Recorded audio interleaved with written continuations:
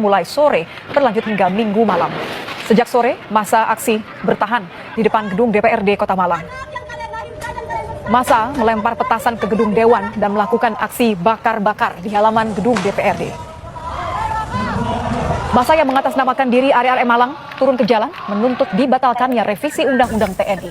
Assalamualaikum warahmatullahi wabarakatuh. Halo semuanya, saya Clarissa Titania Panistika dan dalam video ini kita akan membahas secara mendalam mengenai demonstrasi penolakan Undang-Undang Tentara Nasional Indonesia atau yang sering kita sebut dengan UU TNI yang terjadi di Kota Malang pada 23 Maret 2025. Demonstrasi ini telah menjadi sorotan nasional dan menimbulkan berbagai reaksi dari masyarakat hingga aparat keamanan. Nah, mari kita telaah apa yang sebenarnya terjadi dan mengapa ini menjadi perhatian banyak pihak serta bagaimana dampaknya terhadap masyarakat dan pemerintahan Indonesia. Langsung saja kita bahas terkait kronologi kericuhan yang telah terjadi. Aksi yang dimulai secara damai berubah menjadi ricuh ketika massa mulai melemparkan bom molotov dan petasan ke arah gedung DPRD. Hal ini menyebabkan kebakaran di area teras depan gedung, bahkan pagar sisi utara dijebol, pos jaga dibakar, dan beberapa fasilitas lainnya dirusak. Pada pukul 18.41 WIB, aparat keamanan mulai membubarkan massa dengan tindakan tegas. Beberapa demonstran mencoba melawan dengan meneriakan tuntutan mereka, tetapi aparat terus mendorong massa menjauh dari area gedung. Lalu, dalam pembubaran aksi, aparat kepolisian dan TNI dilaporkan melakukan pemukulan terhadap beberapa demonstran termasuk tim medis, jurnalis, dan pendamping hukum yang berada di lokasi tersebut. Nah, jumlah korban ada 6 demonstran ditangkap, sementara puluhan lainnya dilaporkan hilang kontak. Sejumlah demonstran mengalami luka dan harus dirawat di rumah sakit dengan 1 orang dalam kondisi yang stabil. Selain itu, 7 aparat keamanan yang terdiri dari 6 anggota polisi dan 1 personil TNI juga mengalami luka-luka. Sedangkan untuk dampak psikologisnya, banyak saksi yang mengalami trauma akibat bentrokan yang terjadi saat ini. Beberapa demonstran menyatakan ketakutan untuk kembali turun ke jalan karena kekerasan yang mereka alami cukup membuat mereka panik. Kemudian, salah satu aspek paling kontroversial dari insiden ini adalah serangan terhadap posko medis oleh aparat keamanan. Menurut Konvensi Jenewa, fasilitas dan tenaga medis harus mendapatkan perlindungan dalam situasi konflik ataupun demonstrasi. Namun, dalam aksi ini, tim medis juga menjadi sasaran kekerasan. Beberapa dampak besar yang ditimbulkan dari kejadian ini antara lain, yang pertama ada dampak sosial. Kepercayaan masyarakat terhadap aparat semakin menurun. Demonstrasi lanjutan direncanakan di beberapa kota sebagai bentuk solidaritas. Untuk dampak yang kedua yaitu dampak hukum. Lembaga hukum dan organisasi hak asasi manusia telah mengajukan tuntutan terhadap aparat yang melakukan tindakan represif. Yang ketiga ada dampak politik. Pemerintah mendapatkan tekanan besar dari masyarakat sipil untuk meninjau kembali UU TNI yang baru disahkan. Isu ini juga menarik perhatian internasional dan beberapa organisasi hak asasi manusia mengancam tindakan aparat di Malang.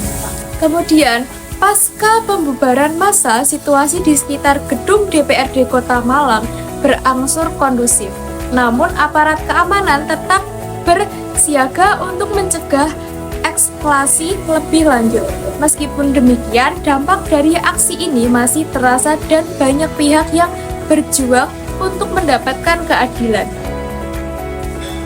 Demonstrasi ini mencerminkan ketidakpuasan masyarakat terhadap kebijakan yang dianggap merugikan kebebasan sipil. Kemudian bentrok yang terjadi juga memperlihatkan pentingnya pendekatan yang lebih humanis dalam menangani aksi protes. Kedepannya, pemerintah diharapkan lebih terbuka dalam menerima aspirasi rakyat dan tidak hanya mengandalkan tindakan represif dalam menghadapi perbedaan pendapat. Alasan mengapa saya memilih 3 sumber berita, yakni CCN Indonesia, Radar Malang, dan Kompas.com, karena untuk dijadikan referensi dalam analisis demonstrasi penolakan UU TNI di Kota Malang. Alasan saya memilih CCN Indonesia karena media ini sangat memiliki jaringan yang begitu luas dan kredibilitas yang tinggi dalam peliputan berita nasional bahkan internasional.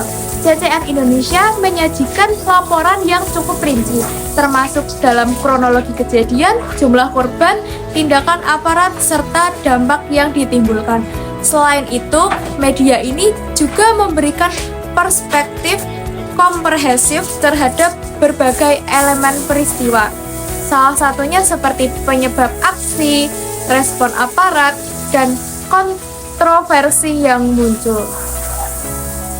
Dan sementara itu, saya juga menggunakan Radar Malang sebagai referensi karena sebagai media lokal, Radar Malang memiliki keunggulan dalam meliput peristiwa yang terjadi di wilayahnya secara mendalam.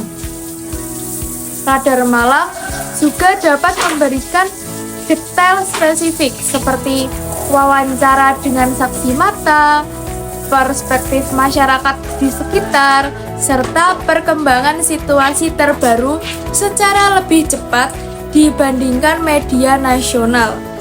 Informasi dari media lokal ini sangat penting untuk memahami dampak demonstrasi terhadap warga setempat dan bagaimana mereka menggapai kejadian tersebut.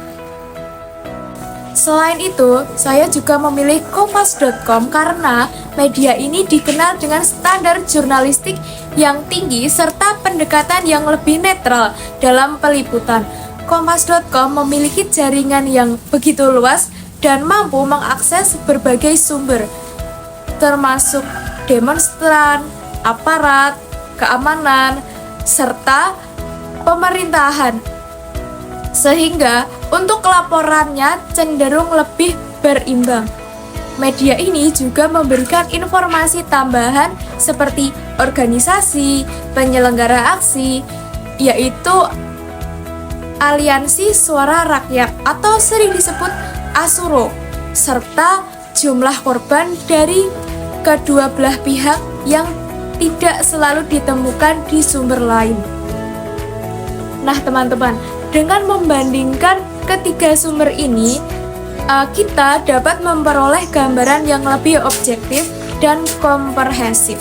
Setiap media memiliki sudut pandang yang berbeda-beda dalam menyajikan sebuah berita, sehingga perbandingan ini memungkinkan kita untuk mengidentifikasi kesamaan dan bahkan perbedaan dalam pelaporan, melihat kemungkinan bias, serta menyusun analisis yang lebih akurat.